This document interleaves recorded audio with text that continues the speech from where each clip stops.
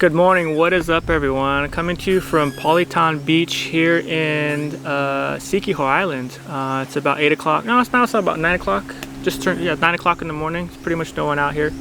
I guess this is like a more or less beach for the locals, so I think they come out in the afternoon, but I got here about an hour ago. It's been super chill. But I wanted to talk to you about my time in Bohol, specifically in Panglao Island. And I just left there a couple days ago. I wanted to do this kind of recap for my month there.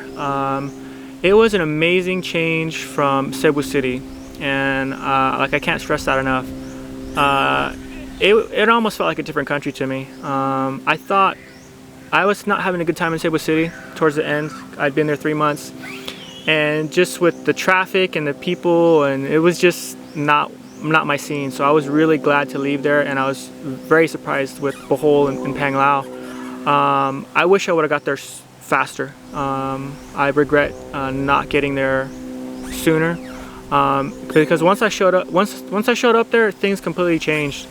Like, it's completely lower stress. Like, there's a lot less anxiety, like dealing with this just day-to-day interactions there.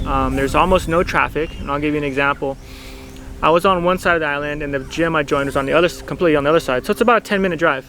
I can make a 10-minute drive and see 3 cars in that 10-minute drive. And of course, there's little motorbikes here and there, but you don't have to deal with that. There's like there's really nice, pretty wide country roads.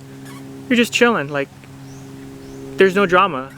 Whereas in Cebu City, people are trying to crash into you, cutting you off, slamming on the brake. Like, it's just madness. So it's just complete polar opposites. So it was a much higher quality of life. I was just so relieved when I was staying there, specifically in Panglao Island. There's Tagbilaran, which is kind of the port city and the major city, and that's nice because that's 15 minutes away from where I was staying, and I would go there to buy groceries once a week, and that was convenient. But Panglao Island is completely chill, and a lot of you are going to be traveling to that area. So I want to like give you some kind of tips and tricks, if that's what you want to put it.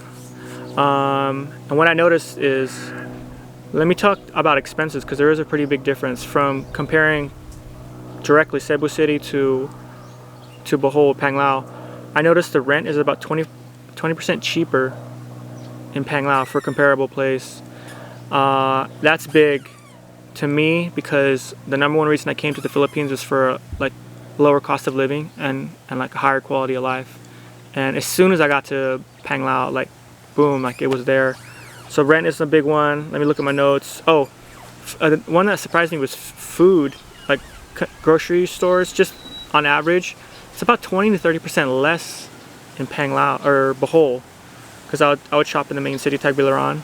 I would shop there. So that's a huge expense. So I'm gonna give you my top 3 expenses here, and all 3 of them were less in Bohol. So went over rent, went over food. Oh yeah, fuel. Whether you have a motorbike or whether you have a car, I have a Suzuki Jimny. It's pretty fuel efficient when you're on open roads. It does really well. It doesn't do as well in stop and go traffic because it's a 4-wheel drive, but fuel is about 15% lower in Panglao compared to Cebu City. So those 3 things are huge expenses of mine, and I track it monthly, so I can see right away when things go down or when things go up expense-wise for me. So it's pretty important that I live in a reasonably priced place. And then the other stuff is just like the quality of life stuff. Like, there's so much traffic and stress and drama in Cebu City because there's so many people packed in a small spot. You just can't avoid it. So, but as soon as you live there, it's a completely different Philippines. I just can't. It's hard for me still now to believe it. And I left Cebu City over a month ago. Like, I'm still coming down off all that dramas and stuff there. It's just too many people in too small a spot. The traffic is hellacious. You go from traffic hell in Cebu City to almost zero traffic as soon as you get off that island. It's just completely different. So hopefully this review gives you a little bit to think about. Do not hesitate. If you can spend time in Panglao, it's highly recommended.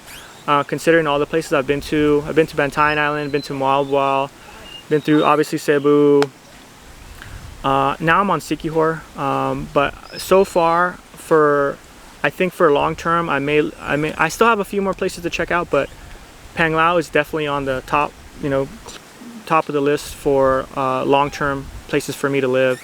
It has a perfect mix of everything that I'm looking for. So, but I'm going to continue my search. I'm going to continue looking around at some places here, but definitely I will be back to Panglao. So yeah, like, comment, subscribe. Hit me up with any questions you have in the bottom, and I'll try to answer whatever I can. And I will see you guys on the next vlog. Hey, what are you doing? Taking a bath?